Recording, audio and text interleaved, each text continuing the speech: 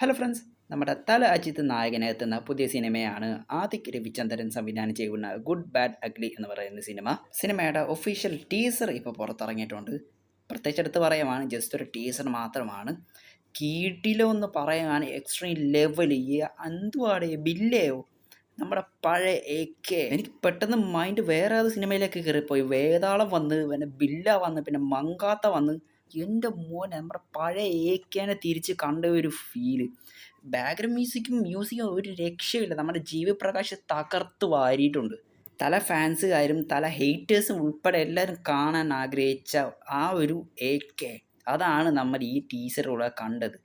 എടുത്ത് പറ എൻ്റെ പൊന്ന് ജീവി പ്രകാശ് അണ്ണാ, ഹാൻഡ്സ് ഓഫ്. ഒരു രക്ഷയുമില്ല. മാർക്കാൻഡിന് ചിലവർക്ക് വർക്കൗട്ട് ആയിട്ടൊന്നുമില്ല, ഇപ്പോഴും ഹെയ്റ്റേഴ്സ് തന്നെയുണ്ട്. പക്ഷേ ആ ഒരു ഹെയ്റ്റേഴ്സ് ഈ സിനിമ കാണുമ്പോൾ അതങ്ങ് മാറിക്കിട്ടും.